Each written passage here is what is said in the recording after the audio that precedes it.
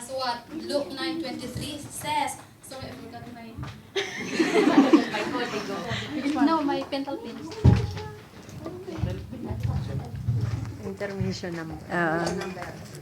Ulit.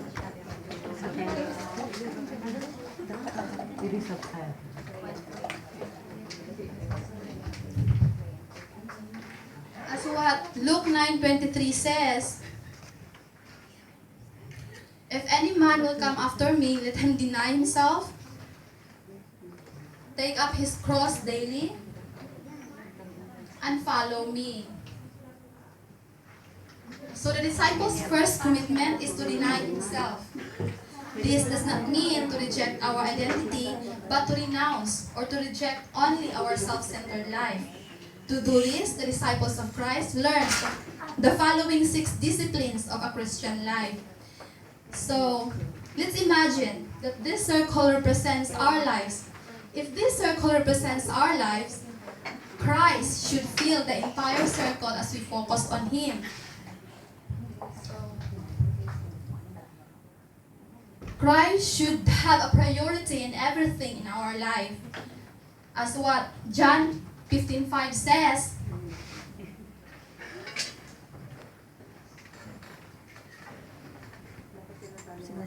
I am the vine, ye are the branches. He that abideth in me, and I in him, the same bringeth forth much fruit, for without me he can do nothing.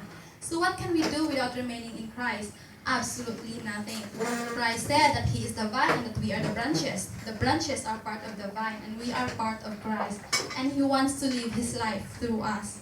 Is this the life that we would like to live? In addition to denying ourselves, we must also take up our cross. And the disciples' cross pictures 4 resources that God gave us to help us live in Him.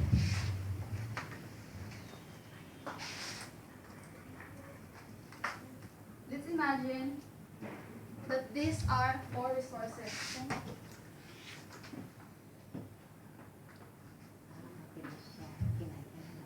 Later you're gonna see them. Cross.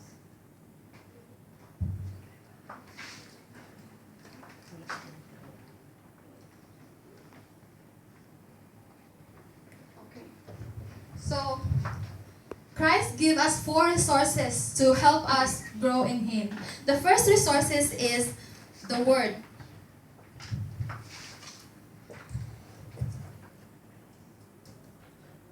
As what John 8:31-32 says, John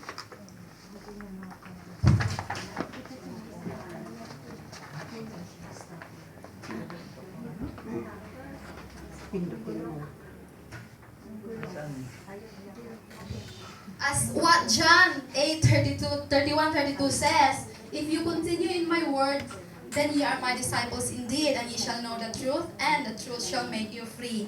So Jesus said that the way to show that we are His disciple is to continue in His word. The word is our food. We cannot grow closer to Christ unless we regularly partake His word. And we receive the word in many ways. We can listen to someone preach it, we can study it, we can meditate it, or apply it. Remember that making Christ Lord means that we want to study, meditate on, and apply the word regularly. The next resources that God gave us to help us live in Him is prayer, or praying in faith.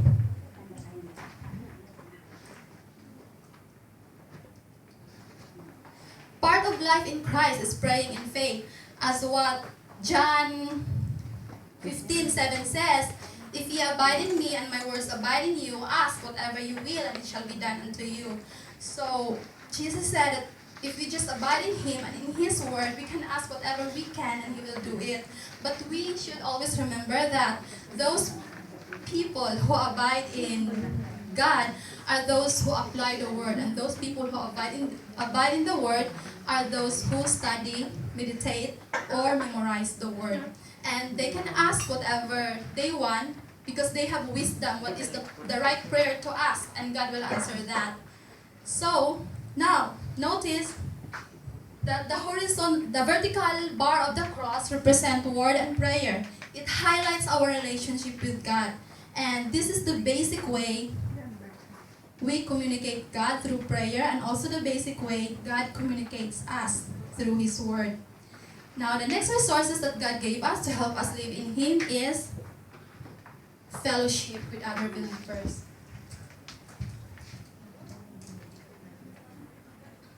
As what John 13:34-35 says,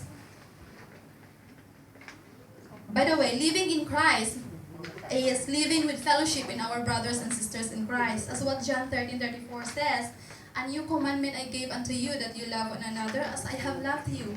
By this shall all men know that ye are my disciples, if you love one another." So Jesus said that the way to show that we are His disciple is to love one another. God provides an ideal place for us to grow, His church. But we should remember that a church is not just a building or an organization. It is a body of baptized believers who have agreed to carry out Christ's ministry to the world. So they have one goal. And we should always remember that a committed Christian stays in fellowship with a local body of believers in order to grow in Christ. So if we have Christ at the center of our heart, we realize how important it is to live in His body. The church is His body. Now, the next resources that God gave us to help us live in Him is witness.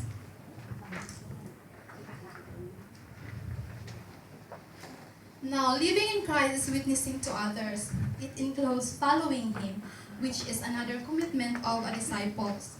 Now, witnessing is sharing with others about Christ and our relationship with Him. As what John 15:8 says, "Herein is my Father glorified, that ye bear much fruit, so shall ye be my disciples." When we are in Christ, we eventually bear fruit. And fruit can be identified as fruit of Spirit or a new Christian. And fruit of Spirit is listed in Galatians 5:22-23 as love, joy, peace, patience, kindness, goodness, gentleness, and self-control. So, notice that the horizontal bar of the cross represent witness and fellowship.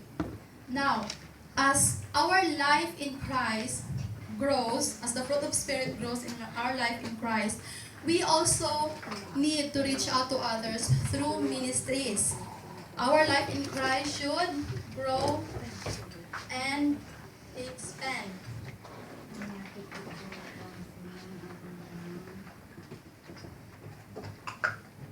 So this is our life now. We grow and expand. And as the fruit of Spirit grows in our life in Christ, we also reach out to others through different kinds of ministries and service. By living in the Word, will lead us to the ministry of teaching and preaching.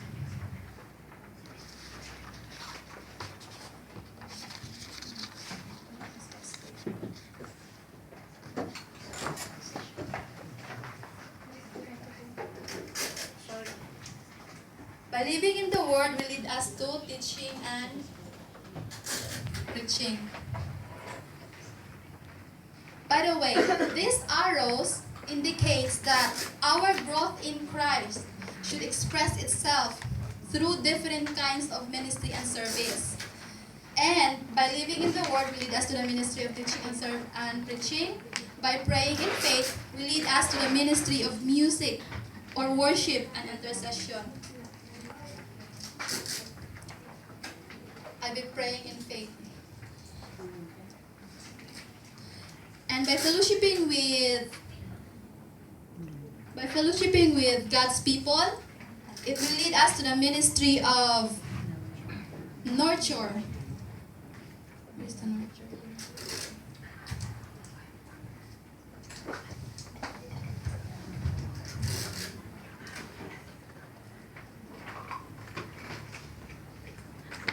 And by witnessing to the world, it will lead us to the ministry of evangelism.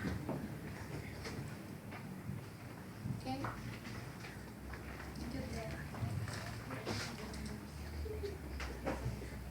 So these 5 ministries areas will lead us to the ministry of service. Put the ministry of service here.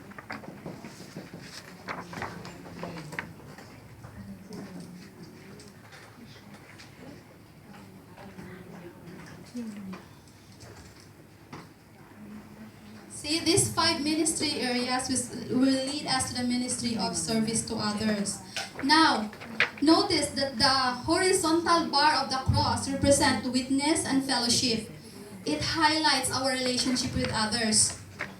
And these 5 ministries areas compose the ministry of a disciple and of Christ Church. And the goal of this discipleship is expressed in 2 Timothy 2:21 as, if a man therefore pours himself from this, he shall be a vessel unto honor, sanctified and meet for the master's use, and prepared unto every good works. Now in the ministry of service, remember that God said in John 15:13 that greater love has no man than this, that a man lay down his life for his friend. So if we develop all these spiritual disciplines and ministries, our life would be balanced and fruitful. And we should always remember that we have one Lord to be the priority in everything in our life. And we have 2 relationships, which are our relationship with God and our relationship with others. And we have 3 commitments, which are our relationship which are deny ourselves, to take up our cross, and to follow Christ. And we have 4 resources, which are the word, the prayer, the fellowship, and witness. And we have 5 ministries, which are the ministry of teaching and preaching, the ministry of worship and intercession, the ministry of nurture, and the ministry of evangelism. And we have 6 disciplines, which are to abide in the Master, to spend time with the Master, to live in His Word, to pray in faith, to fellowship with God's people, and to witness to the world. So if we develop all these biblical principles, we could abide in Christ and we can be used in the Master's ministry and service.